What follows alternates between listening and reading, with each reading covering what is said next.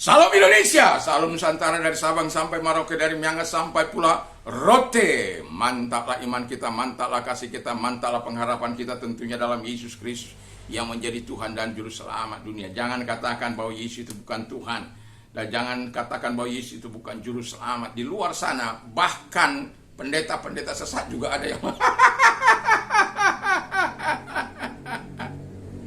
tapi kita tidak perlu mengikuti mereka, kita perlu mengikuti firman Allah.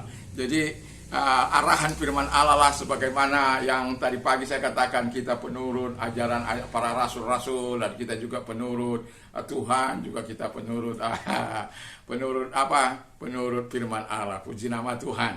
Dan kita akan masuk dalam Roma 12 ayat yang 1 dan 2. Karena itu saudara-saudara, demi kemurahan Allah aku menasihatkan kamu supaya kamu persembahkan tubuhmu sebagai persembahan yang hidup, yang kudus, dan yang berkenan kepada Allah. Itu adalah ibadahmu yang sejati. Janganlah kamu menjadi serupa dengan dunia ini, tapi berubahlah oleh pembaharuan budimu sehingga kamu dapat membedakan mana kehendak Allah dan apa yang baik, yang berkenan kepada Allah, dan yang sempurna. Haleluya. Tema kita adalah tujuan hidup orang percaya. Kalau kita baca tadi ayat jelas dikatakan supaya kita mempersembahkan tubuh kita sebagai ibadah yang sejati. Jadi tubuh kita ini bukan hanya waktu di gereja dijaga dalam kekudusannya. Dimanapun kita berada, kita harus tetap menjaga tubuh kita ini sebagai persembahan yang hidup, kudus, dan berkenan di hadapan Allah. Bukan saat ibadah saja kita melakukan itu.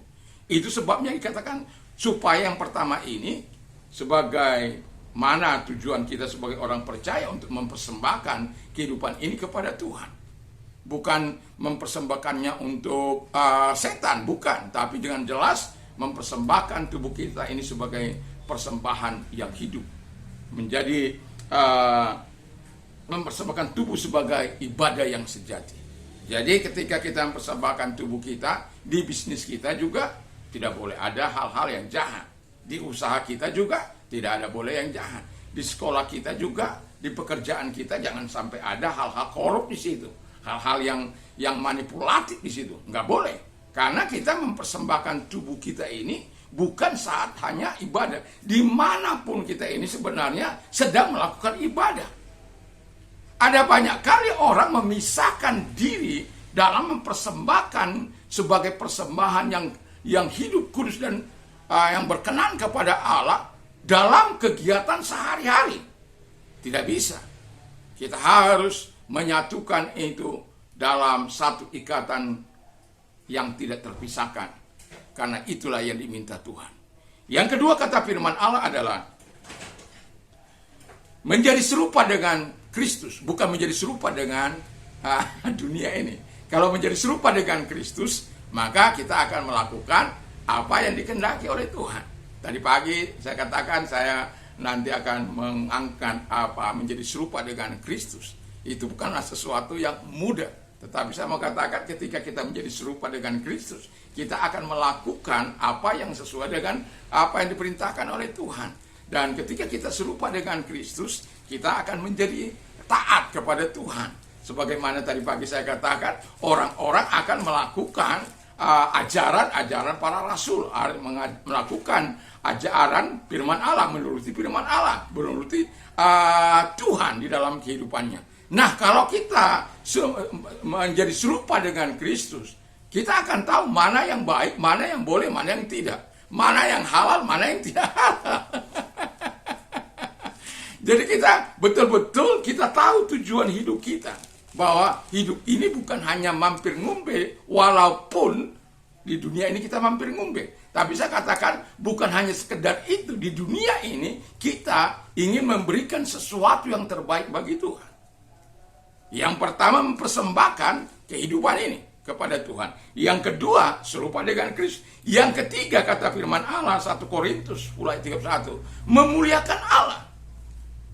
Jadi apapun yang kita lakukan dalam dunia ini, dalam ketaatan kita, dalam kesungguhan kita kepada Tuhan, ujung-ujungnya adalah harus memberikan kemuliaan bagi Tuhan. Ujung-ujungnya adalah memberikan persembahan yang terbaik bagi Tuhan.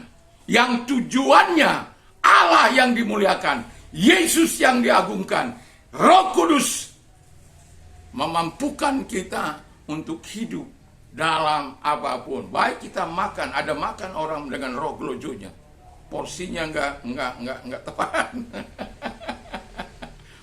Dia makan 1 piring tapi diambil 3 piring. Kalau saya melihat orang-orang di pesta dengan cara-cara begitu, saya bilang ini roh gelojo. Ambil sesuai dengan porsi Anda. Memang kalau porsi Anda besar nggak ada masalah kalau Anda nikmati. Tapi kalau Anda udah ambil, buang sana, buang sini, apa itu benar? Itu tidak memuliakan Tuhan. Itu memuliakan setan, sifat serakah. Sifat yang mau saya katakan. Tapi ya sudahlah. Tapi saya mau katakan kepada kita, mari kita sebagai orang percaya, kita punya tujuan hidup, mempersembahkan hidup ini. Bukan hanya sekedar persembahan, tapi persembahan yang hidup, kudus, dan berkenan di hadapan Allah. Serupa dengan Kristus, supaya kita tahu mana kehendak Allah yang baik, yang sempurna, yang berkenan kepada Dia. Supaya apa? Dalam kehidupan kita betul-betul seperti, walaupun kita hidup seperti di akuarium kaca, kita tidak merasa berdosa di situ. Kita tidak merasa dikontrol di situ. Karena memang kita memang ingin hidup menyenangkan hati Allah. Supaya dalam hidup kita masuk yang ketiga itu, memuliakan Allah dalam hidup ini. Kita punya kehidupan ini di mana Tuhan telah memberikan kehidupan kepada kita. Mari kita gunakan untuk kemuliaan Tuhan.